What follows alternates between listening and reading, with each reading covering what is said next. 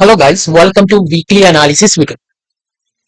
നമ്മൾ ഈ ഒരു വീക്കില് മാർക്കറ്റിന്റെ ഇതുവരെയുള്ള കണ്ടീഷൻ ഒക്കെ എങ്ങനെയാണെന്ന് നോക്കാം. ആദ്യം തന്നെ നമുക്കറിയാം, ഈ ഒരു ലോ ആണ് നമുക്ക് മാർക്കറ്റ് ആദ്യം ക്രിയേറ്റ് ആയതിനു ശേഷം മാർക്കറ്റിൽ ഒരു ഹയർ ലോ പാറ്റേൺ ക്രിയേറ്റ് ആയിട്ടുണ്ട്. ഇവിടെ നമുക്കറിയാം, ഈ ഒരു ട്രെൻഡ് ലൈൻ സപ്പോർട്ട് നോക്കുകയാണെങ്കിൽ മാർക്കറ്റ് ഹയർ ലോ ക്രിയേറ്റ് ആവുന്നുണ്ട്. പക്ഷെ അതേസമയം മാർക്കറ്റിൽ ഒരു ഹയർ ഹൈ വരുന്നില്ല. ഓൾമോസ്റ്റ് ഈക്വൽ ഹൈ ആണ് ഇപ്പം നമുക്ക് ഇതുവരെ കിട്ടിയത്. ഇതിനുശേഷം ഈ ഒരു വീക്കിലാണ് മാർക്കറ്റ് ശരിക്കും ഈ ഒരു ഹൈ ബ്രേക്ക് ചെയ്തിട്ടുള്ളത്. അതായത് 24,600 എന്നുള്ള ലെവല് നമുക്ക് ബ്രേക്ക് ചെയ്തത് ഈ ഒരു വീക്കാണ്. പക്ഷെ അതിനുശേഷം മാർക്കറ്റ് റാലി അല്ലെങ്കിൽ ഒരു കണ്ടിന്യൂഷൻ ഉണ്ടായിട്ടില്ല മാർക്കറ്റിൽ. നമുക്കറിയാം, ഇവിടെ നിന്ന് ഒരു സ്ട്രോങ് ബൈയിങ്ങിലാണ് കഴിഞ്ഞ വീക്ക് എൻഡ് ചെയ്തത്. പക്ഷെ ഈ വീക്ക് നോക്കുകയാണെങ്കിൽ ഓൾമോസ്റ്റ് ഈ ഒരു ഇൻഡിസിഷൻ ആണ്, ഒരു മേജർ റെസിസ്റ്റൻസ് ആയ ഒരു ലെവലിൽ മാർക്കറ്റ് ഒരു കൺസോൾട്ടേഷൻ നടത്തുകയാണ് നമുക്ക് ഈ ഒരു വീക്ക് കാണാൻ പറ്റുന്നത്. ഈ ഒരു വീക്കിലെ പ്രധാനപ്പെട്ട ന്യൂസ് എന്ന് പറയുന്നത് പുതിയ ക്ലോസിംഗ് സിസ്റ്റം വന്നിട്ടുണ്ട്. സോ അത് പല ട്രേഡേഴ്സിനും വലിയ നഷ്ടങ്ങൾ ഉണ്ടാക്കിയിട്ടുണ്ട്. സോ കുറച്ച് ആളുകൾ ഈ ഒരു മൺഡേ ഒരു നോൺ ട്രേഡിംഗ് ഡേ ആയിട്ട് അവരൊരു പ്രൊട്ടസ്റ്റ് ചെയ്യുന്നുണ്ട്. അതായത് ഒരു ദിവസം എല്ലാ ട്രേഡേഴ്സും ട്രേഡിങ്ങിൽ നിന്നും മാറി നിൽക്കാനുള്ള ഒരു തീരുമാനം എടുത്തിട്ടുണ്ട്. സോ അത് ഒരു പ്രധാനപ്പെട്ട കാര്യമാണ്. അത് എങ്ങനെ മാർക്കറ്റിനെ ഇമ്പാക്ട് ചെയ്യും എന്നുള്ളതാണ് നമുക്ക് നാളെ അറിയാൻ പറ്റും. അത് കൂടാതെ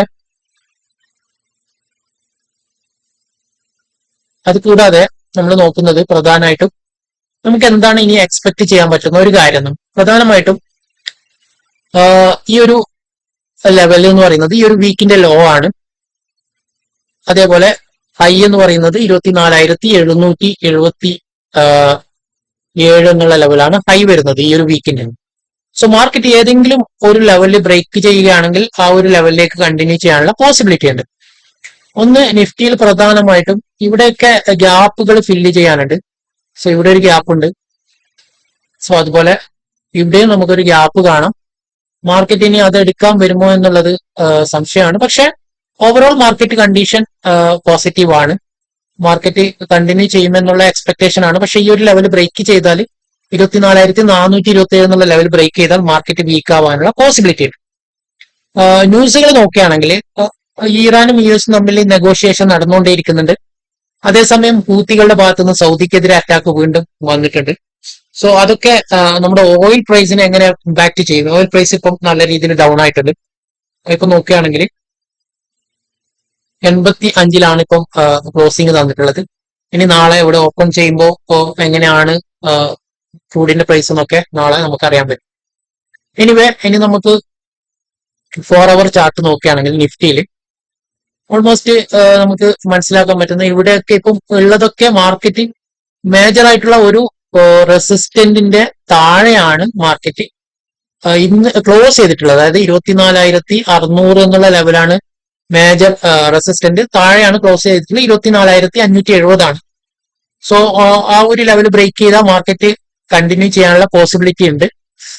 അതേപോലെ 1 അവർ ചാർട്ടിലാണെങ്കിലും നമുക്ക് കാണാൻ പറ്റുന്നത് ഈ ഒരു കൺസോളിഡേഷൻ ആണ്. അതായത് ഇതാണ് ഈ ഒരു വീക്കിന്റെ ഹൈ എന്ന് പറയുന്നത്.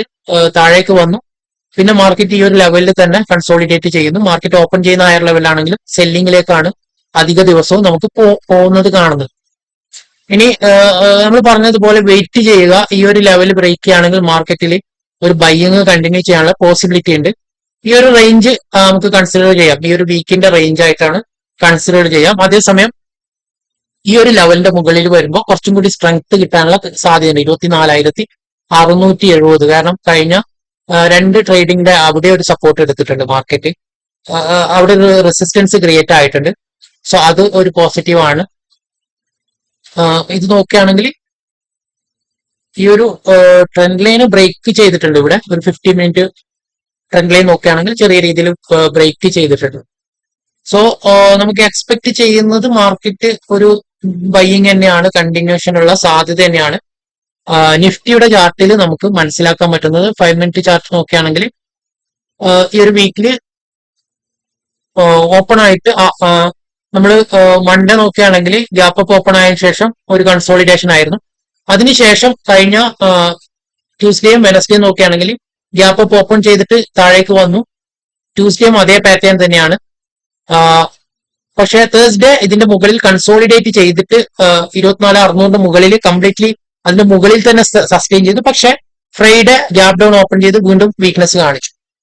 സോ ഈ ഒരു വീക്കിൽ അധികവും വീക്ക്നെസ് തന്നെയാണ് അധിക ദിവസവും കാണാൻ പറ്റുന്നത്. 2 ദിവസം ബൈയിങ് സൈഡ് പോയിട്ടേ ഇല്ല എന്ന് നമുക്ക് കാണാൻ പറ്റുന്നുണ്ട്. സോ നെക്സ്റ്റ് വീക്ക് നേരെ ഓപ്പോസിറ്റ് ആവുമെന്ന് എക്സ്പെക്ട് ചെയ്യാം. മാർക്കറ്റ് മേ ബി നല്ലൊരു വീക്ക് ആവാനുള്ള പോസിബിലിറ്റിയും നമുക്ക് എക്സ്പെക്ട് ചെയ്യാം. പക്ഷെ മറ്റുള്ള ന്യൂസുകൾ എങ്ങനെയാണ് വരുന്നതിനനുസരിച്ചായിരിക്കും മാർക്കറ്റ് റിയാക്ട് ചെയ്യാൻ സാധ്യതയുള്ളത്.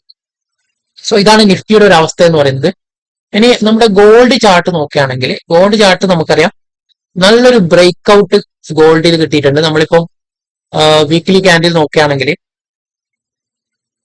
ഒരു സ്ട്രോങ് ക്യാൻഡിലാണ് ഈ ഒരു വീക്കിൽ ഉണ്ടായത്. നമുക്കറിയാം ഒരു കണ്ടിന്യൂസ് ആയിട്ട് ഡൗൺ ട്രെൻഡിൽ പോകുന്ന ഒരു മാർക്കറ്റ് ആയിരുന്നു. ഈ ഒരു വീക്കിൽ നല്ലൊരു സ്ട്രെങ്ത് ഉള്ള ഒരു വീക്ക്ലി ക്യാൻഡിൽ ക്രിയേറ്റ് ആയിട്ടുണ്ട്. സോ ഇതിന്റെ കണ്ടിന്യൂഷൻ ഉണ്ടാവുമോ എന്നുള്ളതാണ് നമ്മൾ നോക്കേണ്ടത്. പ്രധാനമായിട്ടും US-ലെ ജോബ് ഡാറ്റ വന്നിരുന്നു. ഒരു ബാഡ് ഡാറ്റ ആണ് വന്നത്. അതുകൊണ്ട് തന്നെയാണ് മാർക്കറ്റിൽ അതൊരു പോസിറ്റീവ്.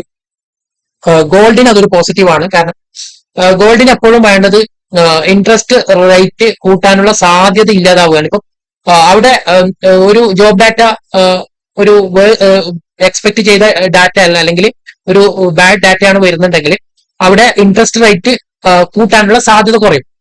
സോ ആ ഒരു സാധ്യത കുറയുമ്പോൾ തന്നെ അത് ഗോൾഡിന് ഒരു പോസിറ്റീവ് ആണ്. ഇൻട്രസ്റ്റ് റേറ്റ് കൂടുമ്പോഴാണ് ആളുകൾ ഗോൾഡിൽ നിന്നൊക്കെ പൈസ എടുത്തിട്ട് ഈ ഒരു FD ഇടുക അല്ലെങ്കിൽ ബോണ്ടിലൊക്കെ നിക്ഷേപിക്കുക. അതൊക്കെ ഗോൾഡിനെ അല്ലെങ്കിൽ ഡോളറിനെ സ്ട്രെങ്ത് ആക്കും. പക്ഷെ ഇവിടെ നേരെ ഓപ്പോസിറ്റ് ആണ് സംഭവിക്കുക. ഡോളർ വീക്ക് ആവും.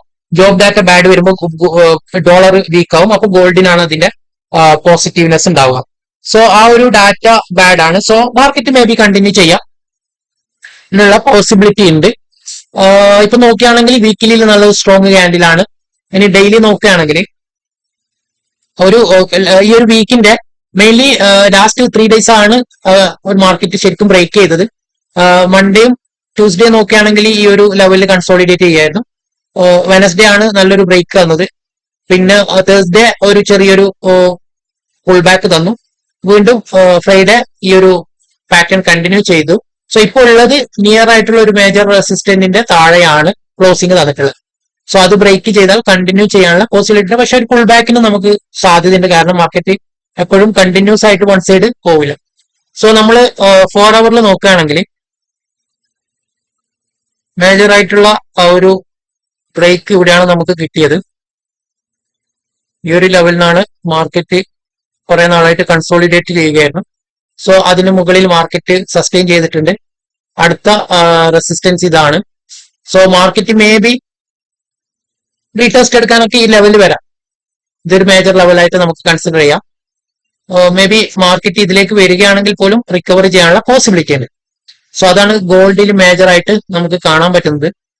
30 minute നോക്കുകയാണെങ്കിൽ ഒന്ന് മാർക്കറ്റ് മേ ബി ഈ ഒരു ലെവലിലേക്ക് വരാം. അതുകൂടാതെ ഇവിടെ നിന്നും മാർക്കറ്റ് ഈ ഒരു ലെവലിൽ നിന്നും മാർക്കറ്റ് റിവേഴ്സ് ആവാനുള്ള പോസിബിലിറ്റി ഉണ്ട്. ഇവിടെയാണ് ലാസ്റ്റ് ഒരു റാലിക്ക് മുമ്പ് കാണാൻ ഒരു പുൾ ബാക്ക് ഉള്ളത്. സോ മാർക്കറ്റ് ഇവിടെ നിന്നും ഒരു റിവേഴ്സിനുള്ള സാധ്യതയുണ്ട്.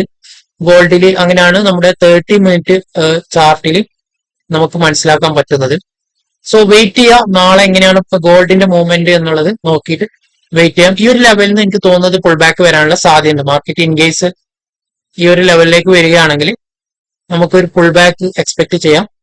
പക്ഷെ നല്ലൊരു സെല്ലിംഗ് വരികയാണെങ്കിൽ പോലും ഇവിടുന്ന് മാർക്കറ്റ് റിവേഴ്സ് ആവാനുള്ള സാധ്യതയുണ്ട്.